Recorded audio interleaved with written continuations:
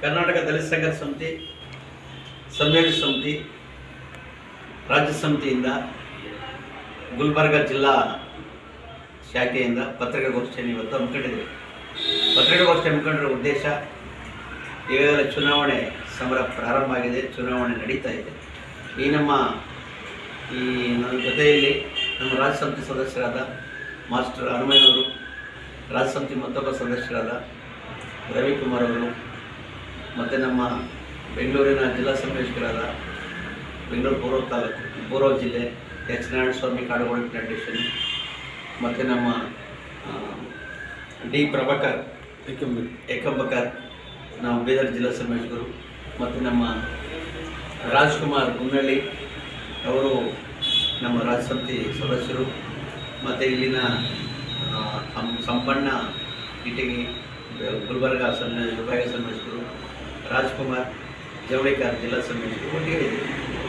ಉದ್ದೇಶ ಇಷ್ಟೇ, ಕರ್ನಾಟಕ ರಾಜ್ಯಾದ್ಯಂತ ಏನು ಮಹಾ ಚುನಾವಣೆ ಸಮರ 18ನೇ ಲೋಕಸಭಾ ಚುನಾವಣೆ ನಡೀತಾ ಇದೆ.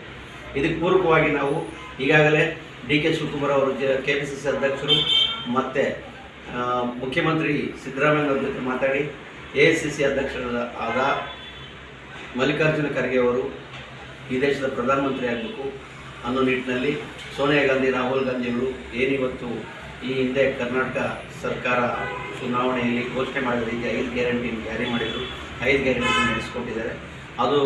ಅದೇ ರೀತಿ ಈಗ 25 ಗ್ಯಾರಂಟಿಗಳನ್ನು ಘೋಷಣೆ ಮಾಡಿದ್ದಾರೆ, 5 ನ್ಯಾಯ ಘೋಷಣೆ ಮಾಡಿದ್ದಾರೆ. ಇದು ಮಾಡುವಂಥ ನಂಬಿಕೆ ನಮಗಿದೆ. ವಿಶೇಷವಾಗಿ ಈ ಭಾರತ ದೇಶದಲ್ಲಿ ಇವತ್ತು ಸಂವಿಧಾನ ವರ್ಸಸ್ ಮನು ವಿಚಾರ ನಡೀತಾ ಇದೆ. ನಮಗೆ ಸಂವಿಧಾನ ಉಳಿಬೇಕಾಗಿದೆ. ಬಾಬಾ ಸಾಹೇಬ್ ಅಂಬೇಡ್ಕರ್ ಅವರು ಭಾರತ ಸಂವಿಧಾನವನ್ನು ಈ ದೇಶಕ್ಕೆ ಕೊಟ್ಟಂಥ ಸಂದರ್ಭದಲ್ಲಿ ಸರ್ವರಿಗೆ ಸಮಪಾಲು, ಸರ್ವರಿಗೆ ಸಮಬಾಳು ಎಂಬ ನಿಯಮವನ್ನು ಅಳವಡಿಸಿದ್ದಾರೆ. ಆದರೆ ಅದನ್ನು 10 ವರ್ಷಗಳಿಂದ ರಾಜ್ಯಭಾರ ಮಾಡಿದಂಥ, ಆಡಳಿತ ನಡೆಸಿದಂಥ BJP ಮೋದಿ ಸರ್ಕಾರ ಗಾಳಿಗೆ ತೂರಿದೆ. 15 ಲಕ್ಷ ರೂಪಾಯಿ ಹಣ ಭಾರತೀಯ ಖಾತೆಗೆ ಬರಲಿಲ್ಲ. ಕಪ್ಪು ಹಣ ವಿದೇಶದಿಂದ ಭಾರತಕ್ಕೆ ಬರಲಿಲ್ಲ. ಸಬ್ಕಾ ಸಾಥ್ ಸಬ್ಕಾ ವಿಕಾಸ್ ಜಾರಿ ಆಗಲೇ ಇಲ್ಲ. ಮತ್ತು ಈ ದೇಶದಲ್ಲಿ ರೈತರಿಗೆ, ಮಹಿಳೆಯರಿಗೆ, ಕಾರ್ಮಿಕರಿಗೆ ಮತ್ತು ದಲಿತರಿಗೆ ಒಂದು ರೀತಿಯ ಭೀತಿ ವಾತಾವರಣ, ಭಯಭೀತಿ ವಾತಾವರಣ ಪ್ರಾರಂಭ ಆಗಿದೆ ಈ ದೇಶದಲ್ಲಿ.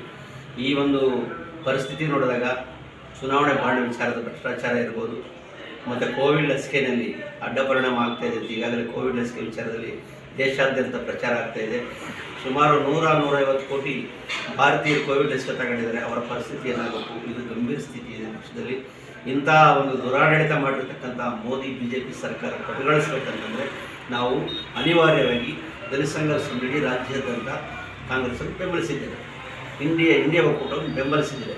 ಅದಕ್ಕೆ ಪೂರಕವಾಗಿ ಇವತ್ತು ನಾವು ಗುಲ್ಬರ್ಗದಲ್ಲಿ ವಿಶೇಷವಾಗಿ ಏನು ರಾಧಾಕೃಷ್ಣ ದೊಡ್ಡಮನೆಯವರು ಅಭ್ಯರ್ಥಿದ್ದಾರೆ, ಅವರ ವಿಚಾರದಲ್ಲಿ ನಮ್ಮೆಲ್ಲ ಜಿಲ್ಲಾ ಸಮಿತಿ ಮತ್ತು ತಾಲೂಕು ಸಮಿತಿಗಳು ಈಗಾಗಲೇ ಚುನಾವಣೆ ಪ್ರಕ್ರಿಯೆಯಲ್ಲಿ ಪಾಲ್ಗೊಂಡು ಎಲ್ಲ ಕಡೆ ಓಡಾಡಿ ಸಭೆಗಳನ್ನು ಮಾಡಿ, ದುಂಡು ಮೇಜಿನ ಸಭೆಗಳನ್ನು ಮಾಡಿ, ಕಾರ್ಯಕರ್ತರಿಗೆ ಸಂವಿಧಾನ ಉಳಿಬೇಕು, ಈ ದೇಶ ಉಳಿಬೇಕು, ಪ್ರಜಾಪ್ರಭುತ್ವ ಉಳಿಬೇಕು ಅಂತ ಹೇಳಿ ಎಲ್ಲರಿಗೂ ಮನವರಿಕೆ ಮಾಡಿಕೊಂಡು ರಾಧಾಕೃಷ್ಣ ದೊಡ್ಡಮನೆಯವರಿಗೆ ತಾವು ಮತ ಮಾಡಬೇಕು, ಅವರನ್ನು 1 ಲಕ್ಷ 1.5 ಲಕ್ಷ ಓಟ್ಗಿಂತ ಹೆಚ್ಚಾಗಿ ಬಹುಮತದಿಂದ ಗೆಲ್ಲಿಸಬೇಕು ಅಂತ ನಾವು ಈ ಮೂಲಕ ಜನರಲ್ಲಿ ಮನವಿ ಮಾಡಿದ್ದೇವೆ, ಕಾರ್ಯಕರ್ತರಿಗೆ ಮನವಿ ಮಾಡಿದ್ದೇವೆ.